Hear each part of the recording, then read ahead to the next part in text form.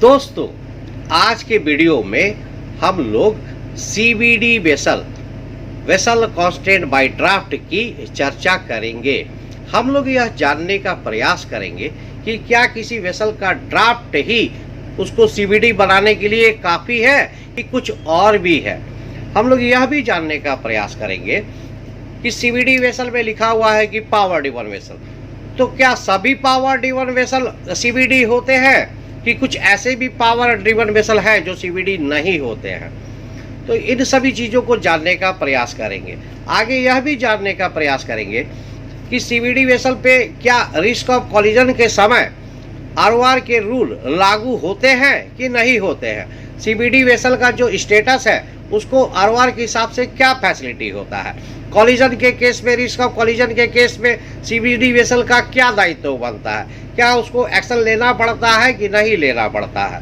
तो इन सारी बातों के ऊपर आज की इस वीडियो में चर्चा करेंगे और देखेंगे कि सीवीडी वेसल में क्या सभी पावर ड्रिवन वेसल आते हैं, कि क्या खाली ड्राफ्ट से ही सीवीडी होता है, कि क्या सीवीडी वेसल पे आरओआर के कोई रूल लागू भी होते हैं कि नहीं होते हैं। रिस्क ऑफ कॉलिजन में उसे क्या करना चाहिए या क्या नहीं करना चाहिए, इसके बारे में इस वीडियो में आज हम लोग चर्चा करेंगे।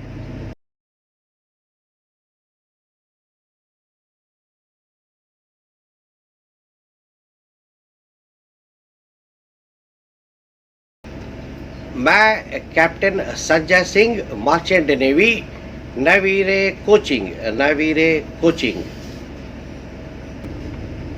Rule 3 general definition CBD vessel. H. The term vessel constrained by her draft means a power driven vessel which, because of her draft in relation to the available depth and width of navigable water, is severely restricted in her ability to deviate from the course she is following. ROR में CBD vessel constant by her draught vessel का definition. तो आइए चीजों को समझते हैं। जिस तरह से दोस्तों पिछले वीडियो में एनयूसी वेसल और रैम वेसल को हम लोगों ने तोड़ कर पढ़ा था, उसी तरह से सीवीडी वेसल को भी तोड़ कर पढ़ने का प्रयास करते हैं और देखते हैं कि चीज़ें क्या निकल करके आती है। तो सीवीडी वेसल में भी हम लोग देखते हैं कि कुछ कीवर्ड्स निकल करके आते हैं। जैसे कि पहला कीवर्ड है पावर ड्रिवन वेसल। दूसरा कीवर्ड है ड्राफ्ट इन रिलेशन टू। तीसरा कीवर्ड है to the available depth and width of navigable water. इसके बाद का कीवर्ड है severely restricted in her ability to deviate from the course she is following. Severely restricted in her ability to deviate from the course she is following. तो आइए इन सभी keyword को एक एक करके देखते हैं और समझने का प्रयास करते हैं कि सीवीडी वेसल क्या है। तो दोस्तों पहला कीवर्ड है पावर ड्रिवन वेसल। तो सीवीडी वेसल में पावर ड्रिवन वेसल होंगे। दोस्तों वेसल कई प्रकार के होते हैं। वेसल को दो तरह से डिवाइड कर सकते हैं, एक पावर ड्रिवन वेसल और एक जो कि पावर ड्रिवन वेसल नहीं है। पिछले वीडियो में हम लोगों ने देखा था कि NUC vessel, RAM vessel, fishing vessel या कोई और अन्य प्रकार के वेसल, उसमें सभी आते हैं। पावर ड्रिवन वेसल भी आते हैं और जो पावर ड्रिवन वेसल नहीं है वह भी आते हैं। एनयूसी वेसल, रैम वेसल में सभी प्रकार के वेसल आते हैं, परंतु सीवीडी वेसल में सिर्फ और सिर्फ पावर ड्रिवन वेसल आएंगे। जो पावर ड्रिवन वेसल नहीं है वह सीवीडी वेसल नहीं होगा। तो कीवर्ड पावर ड्रिवन वेसल पर ध्यान दीजिए, यह बहुत ही इंपॉर्टेंट है। सीवीडी वही वेसल होगा जो कि पावर ड्रिवन वेसल होगा, जबकि एनयूसी, रैम और बाकी सभी में कोई भी वेसल हो सकता है, परंतु सीवीडी में सिर्फ और सिर्फ पावर ड्रिवन वेसल होगा। दूसरा कीवर्ड है ड्राफ्ट इन रिलेशन टू। इसको समझते हैं, परंतु पहले यहाँ पे ड्राफ्ट शब्द को ध्यान देते हैं। यह बहुत ही इम्पोर्टेंट है क्योंकि इसका यह सीबीडी वेसल पर बहुत ही गहरा मीनिंग निकलता है। तो कहने का मतलब है कि ऐसा पावर ड्रिवन वेसल जो कि ड्राफ्ट बनाता हो वही सीबीडी वेसल होगा। ऐसा पावर ड्रिवन वेसल जो ड्राफ्ट नहीं बनाता है वह सीबीडी वेसल नहीं होगा। दोस्तों, वेसल को दो कैटेगरी में बांट सकते हैं, पावर ड्रिवन वेसल और एक जो पावर ड्रिवन वेसल नहीं है। पावर ड्रिवन वेसल को भी दो कैटेगरी में बांट सकते हैं, एक जो कि डिस्प्लेसमेंट क्राफ्ट है और एक जो कि दूसरा नॉन डिस्प्लेसमेंट क्राफ्ट है। डिस्प्लेसमेंट क्राफ्ट क्या होगा, क्या चीज को डिस्प्लेस करेगा, पानी को। तो ऐसा वाटर क्राफ्ट जो पानी को डिस्प्लेस करता है और उसका कुछ बॉडी पार्ट अंदर जाता है, अर्थात ड्राफ्ट बनाता है। तो जो ड्राफ्ट बनाने वाले जो वेसल होंगे उनको डिस्प्लेस क्राफ्ट बोलेंगे, और जो ड्राफ्ट नहीं बनाते हैं अर्थात जो पानी के सरफेस पे चलते हैं, पानी के ऊपर उड़ते हैं, वह नॉन डिस्प्लेसमेंट क्राफ्ट होंगे। तो पावर ड्रिवन वेसल में भी दो तरह के होंगे, एक डिस्प्लेसमेंट क्राफ्ट, एक non displacement craft. Ward vessel में जो है नॉन डिस्प्लेसमेंट क्राफ्ट, सी प्लेन और विक को इंक्लूड किया गया है वाटर क्राफ्ट के साथ साथ। वर्ड वेसल को हमने पिछले वीडियो में काफ़ी अच्छे से डिफाइन किया है, इसलिए उन लोगों से रिक्वेस्ट है जिन लोगों ने मेरे पिछले वीडियो को नहीं देखा है तो उन वीडियो को देखें, ताकि चीज़ें कंटिन्यूटी में बनी रहे और समझने में असुविधा ना हो, अच्छे से समझ में आ सके। तो दोस्तों, आज के डेट में कोई भी इतना साइंस या टेक्नोलॉजी इतना डेवलप नहीं किया है कि बिना मशीन के किसी चीज़ को हवा में उड़ा सके। तो ये जो नॉन डिस्प्लेसमेंट क्राफ्ट है, सी प्लेन है, विक क्राफ्ट है, यह सभी हवा में उड़ने वाले चीज है, अर्थात इसमें कोई ना कोई मशीनरी लगा हुआ है, कोई ना कोई मशीन है और उसी की मदद से ये हवा में उड़ रहे हैं। तो इसका मतलब है कि इसमें कोई ना कोई प्रोपेलिंग मशीनरी है, इसमें इंजन है, और जैसे ही किसी चीज में प्रोपेलिंग मशीनरी या इंजन होता है वह पावर ड्रिवन वेसल के कैटेगरी में आता है। Any vessel propelled bye machinery is a power driven vessel. तो नॉन डिस्प्लेसमेंट क्राफ्ट, सी प्लेन, विक क्राफ्ट, यह सभी पावर ड्रिवन वेसल के कैटेगरी में आते हैं। तो अब हम लोग सीबीडी पे आते हैं। तो सीबीडी में हम लोग क्या पा रहे हैं कि ऐसा पावर ड्रिवन वेसल जो कि डिस्प्लेसमेंट क्राफ्ट होगा, जो ड्राफ्ट बनाएगा, वही सीबीडी होगा, नहीं तो बाकी दूसरे जहाज सीबीडी नहीं होंगे। क्योंकि वेसल तो बहुत होंगे, तो कौन से वेसल सीबीडी होंगे, तो वही वेसल सीबीडी होंगे जो कि पावर ड्रिवन वेसल होंगे और प्लस जो कि डिस्प्लेसमेंट क्राफ्ट होंगे जो ड्राफ्ट बनाते हैं। Non displacement craft CBD vessel नहीं होंगे, जो पावर ड्रिवन वेसल नहीं है वह सीबीडी नहीं होंगे। तो ध्यान रहे कि नॉन डिस्प्लेसमेंट क्राफ्ट, सी प्लेन, विक क्राफ्ट, यह सभी पावर ड्रिवन वेसल होने के बावजूद भी सीबीडी वेसल नहीं होंगे। अब यहीं पर एक बार आपको वापस से ध्यान दिला दे, जैसा कि हमने पिछले वीडियो में कहा था कि नॉन डिस्प्लेसमेंट क्राफ्ट, सी प्लेन, विक क्राफ्ट, यह सभी अलग अलग चीज है। आरवार की बाहर की दुनिया में क्या है इससे हम लोगों को मतलब नहीं है, हम लोग आरवार पढ़ रहे हैं। तो आरवार की दुनिया में नॉन डिस्प्लेसमेंट क्राफ्ट, सी प्लेन, विक क्राफ्ट, यह सब अलग अलग चीज है और इनको इसी जनरल डेफिनेशन में, रूल नंबर 3 में, जनरल डेफिनेशन में इन सभी को अलग अलग डिफाइन किया गया है। सी प्लेन को अलग डिफाइन किया गया है, विक क्राफ्ट को अलग डिफाइन किया गया है। तो ध्यान रहे, नॉन डिस्प्लेसमेंट क्राफ्ट अलग चीज है, सी प्लेन अलग चीज है, विक क्राफ्ट अलग चीज है। आरवार की दुनिया में यह सभी अलग अलग चीज है। अब सीबीडी वेसल में आगे बढ़ते हैं इसी दूसरे कंडीशन पे, ड्राफ्ट इन रिलेशन टू। तो यह जो ड्राफ्ट है उसका कोई ना कोई एक रिलेशन बनाया गया है आगे वाला कंडीशन के साथ। तो ये ड्राफ्ट का किस चीज के साथ संबंध स्थापित किया गया है, किसके साथ रिलेशन स्थापित किया गया है, इसको देखते हैं। तो डेफिनेशन में कहा गया है ड्राफ्ट इन रिलेशन टू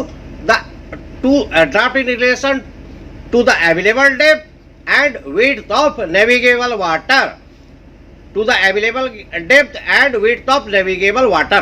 तो ड्राफ्ट का रिलेशन किससे स्थापित किया जा रहा है, to the available depth. Depth का मतलब क्या हो गया, गहराई।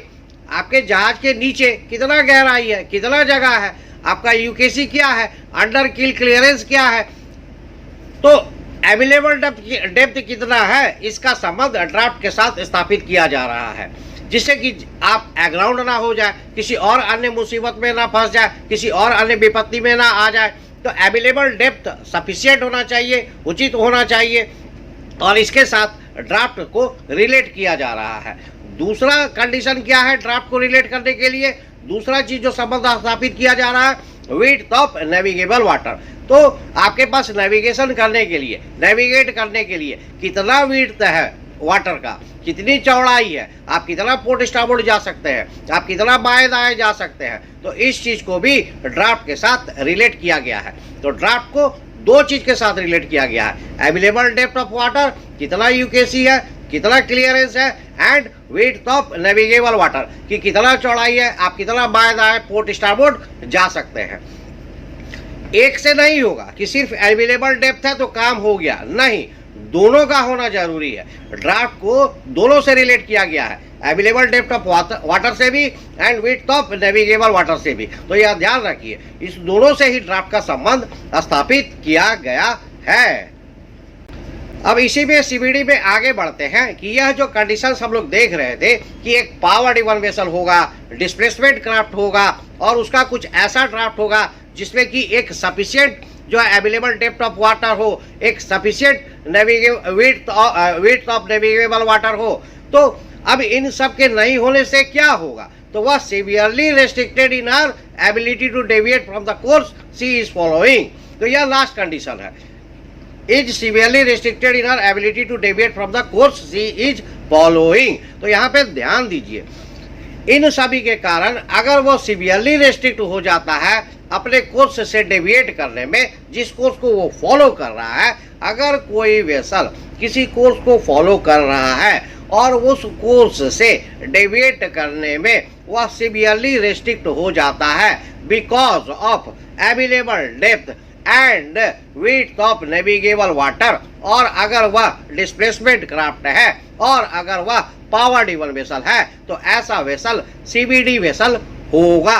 नहीं तो इन सभी कंडीशन में से किसी एक को भी सेटिस्फाई नहीं हो रहा है तो वैसा वेसल सीबीडी वेसल नहीं होगा।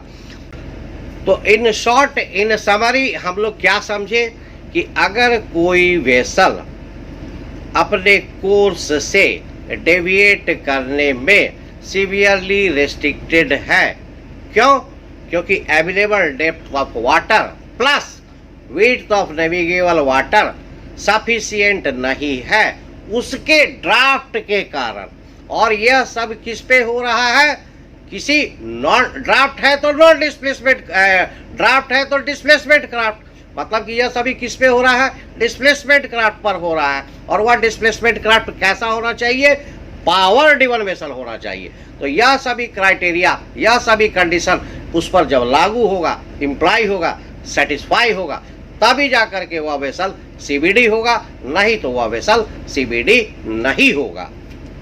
दोस्तों अब इससे आगे बढ़ते हैं और समझते हैं कि सीबीडी वेसल की आरओआर में क्या भूमिका है, यह आरओआर पर किस तरह से प्रभाव डालता है। हालांकि सीबीडी वेसल को एक स्पेशल स्टेटस दिया गया है, उसके लिए अलग आइडेंटिटी साइन है ताकि दूसरे जहाज पहचान सके कि यह जहाज सीबीडी है। और आरओआर में यह कहा गया है कि सीबीडी वेसल से बाकी जो अन्य वेसल है क्लियर रखे, उसके पैसेज को सेफ रखे, वो सीबीडी वेसल के सेफ पैसेज को अलाउ करे, उसमें व्यवधान ना डाले, रुकावट ना डाले, इम्पेड ना करे। परंतु इतना होने के बावजूद भी सीबीडी वेसल को अपने रिस्पॉन्सिबिलिटी से मुक्त नहीं किया गया है। सीबीडी वेसल जो कि एक पावर ड्रिवन वेसल होता है, तो रिस्क ऑफ कॉलिजन की स्थिति में उसको पावर ड्रिवन वेसल के ऊपर में जितने रूल इम्प्लाई होते हैं, जितने रूल लागू होते हैं, उन रूल को फॉलो करना पड़ेगा और उस रूल के हिसाब से उसको कार्य करना पड़ेगा। अगर वह स्टैंड ऑन होगा तो स्टैंड ऑन की भूमिका निभाएगा, अगर वह गिव वे होगा तो गिव वे की भूमिका निभाएगा। तो इन शॉर्ट कहने का मतलब है कि सीबीडी वेसल जिसके की पैसेज को इम्पेड नहीं करना चाहिए, ऑब्स्ट्रक्ट नहीं करना चाहिए, मगर रिस्क ऑफ कॉलिजन की सिचुएशन हो जाए तो उस समय सीबीडी वेसल को पावर ड्रिवन वेसल के जैसा बिहेव करना होगा और उसी हिसाब से एक्शन लेना होगा। जैसे कि एक एग्जांपल बोल देते हैं, इन नॉर्मल क्रॉसिंग सिचुएशन में मान लीजिए कि एक सीबीडी वेसल है और उसके स्टारबोर्ड साइड में एक वेसल क्रॉसिंग कर रहा है, तो उस केस में क्या होता है कि एक powered equal vessel crossing situation में अगर स्टारबोर्ड में कोई वेसल है तो यह गिव वे हो जाता है और यह एक्शन लेकर के उससे क्लियर रखता है, और जो स्टारबोर्ड साइड वाला जो वेसल है वह स्टैंड डाउन हो जाता है। अब यहीं पर इस नॉर्मल पावर्ड इक्वल वेसल के जगह पर सीबीडी वेसल हो और सीबीडी वेसल जा रहा है और उसके स्टारबोर्ड में कोई जहाज है, अगर उसने दूर से देख लिया, इसके पैसेज को क्लियर कर दिया, इम्पेड नहीं किया, सेफ पैसेज दे दिया, तब तो कोई बात नहीं है। मगर वो जहाज किसी तरह से सीबीडी वेसल को आइडेंटिफाई नहीं कर पाया, हो सकता है लाइट को देर से देखा, लाइट को देर से देखा तो नहीं चलेगा, लाइट जो है दूर से नहीं दिखा है ना, उतना डिस्टेंस में नहीं दिखा, नजदीक आने पे लाइट दिखा और तब तक जो है रिस्क ऑफ कॉलिजन की सिचुएशन एग्जिस्ट कर हो गया। तो रिस्क ऑफ कॉलिजन की सिचुएशन अगर बन जाता है तब इस केस में सीबीडी वेसल का दायित्व बनता है कि वह क्लियर रखे, और इस केस में वह डेविएट नहीं कर सकता है, परंतु उसको आरवार में ही कहा गया है कि वह अपनी जो स्थिति है उसका पूरा ध्यान रखे और उस हिसाब से वह कार्य करे। अर्थात सीबीडी वेसल को अपने स्पीड को ज़्यादा या कम करने के लिए हमेशा तैयार रहना चाहिए, नहीं तो वह अपने आप को जस्टिफाई नहीं कर पाएगा। तो सीबीडी वेसल को इस केस में जो है उससे उस स्टारबोर्ड साइड के वेसल से उसको क्लियर रखना होगा इस क्रॉसिंग सिचुएशन में, उसके ऊपर पावर्ड इक्वल वेसल का रूल लगेगा और वह यह कर सकता है, वह अपनी स्पीड को कम कर ले, वो जहाज आगे निकल जाए, फिर वह अपना स्पीड को बढ़ा करके आगे निकल जाए।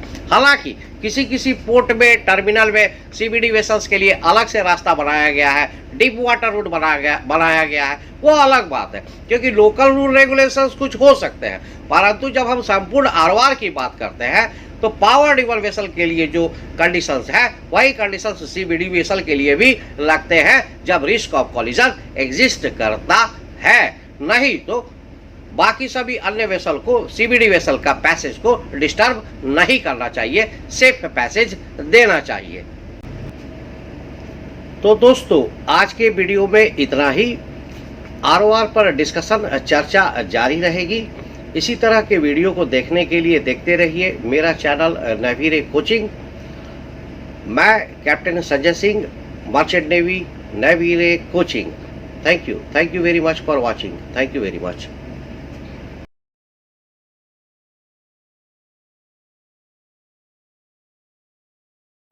Rule 3. General definitions. CBD vessel. H. The term vessel constrained by her draft means a power-driven vessel which, because of her draft in relation to the available depth and width of navigable water, is severely restricted in her ability to deviate from the course she is following.